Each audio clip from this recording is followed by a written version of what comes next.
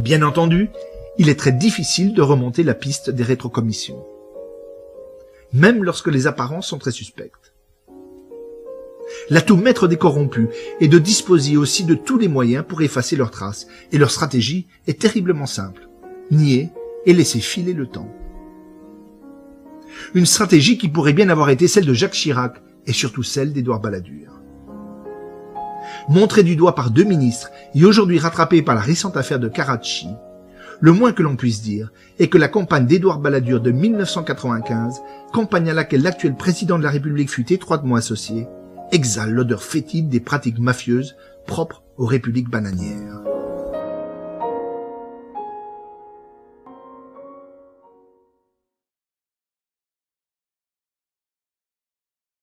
Un rapport de la police luxembourgeoise étaye les soupçons des familles de victimes de l'attentat de Karachi. Il évoque des rétrocommissions vers la France lors de la vente de sous-marins au Pakistan en 1994 via la société luxembourgeoise Heiné, créée avec l'aval du ministre du budget de l'époque, Nicolas Sarkozy.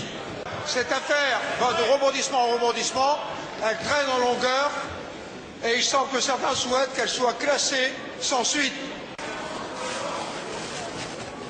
En mémoire de 11 de nos compatriotes qui sont morts dans l'attentat de Karachi. Pour la douleur de leur famille, il nous appartient de faire en sorte que toute la vérité soit faite sur cette affaire. Le gouvernement et moi-même sommes totalement disponibles pour fournir tous les documents que demanderont le juge d'instruction.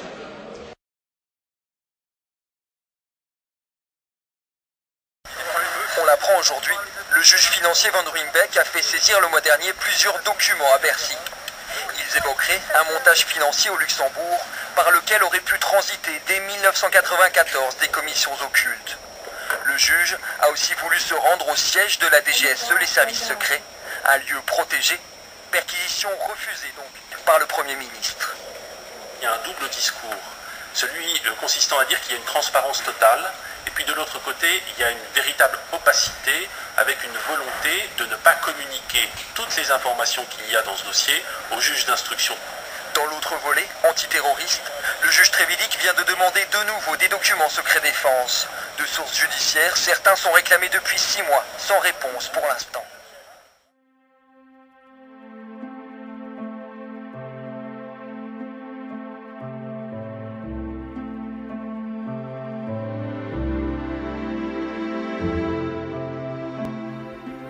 Avant de laisser le mot de la fin à l'ex-président Valéry Giscard d'Estaing, qui s'exprimait il y a peu sur l'affaire des sous-marins de Karachi, résumons-nous.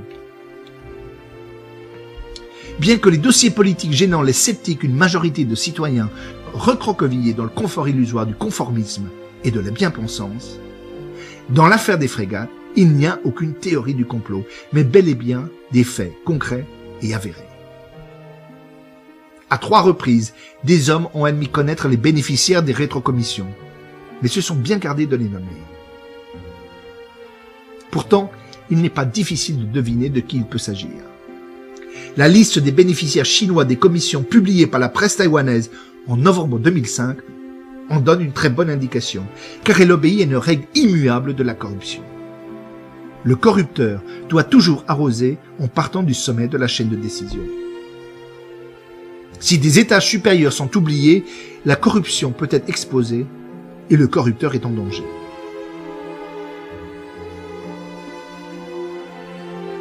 Or, selon cette règle, la chronologie de l'affaire met clairement en cause Madame Édith Cresson pour le Parti Socialiste et Monsieur Édouard Balladur pour le RPR.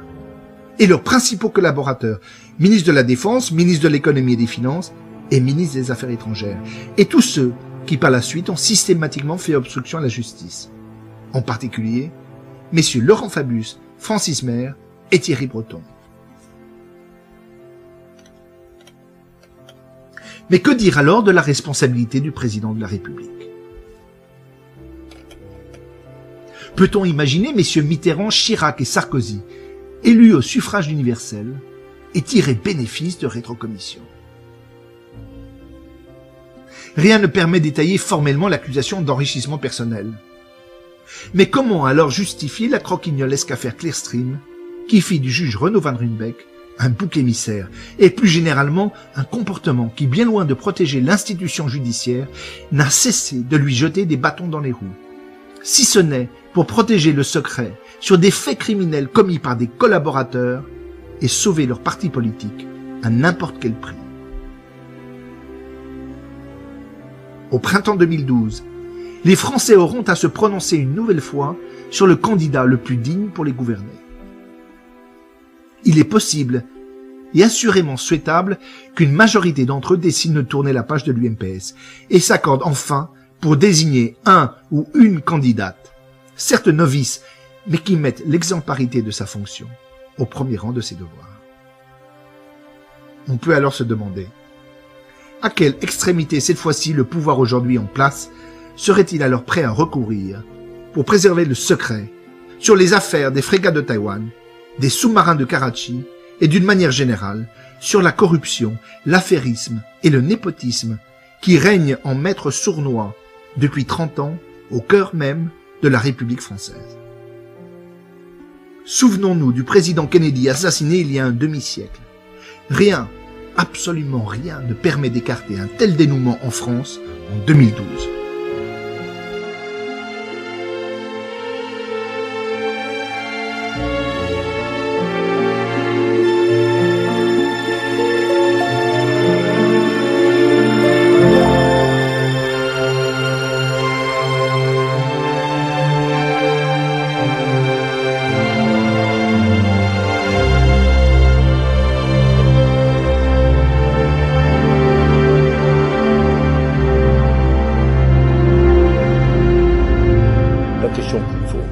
Que les juges doivent poser, il revient pour qui et pour quelle raison.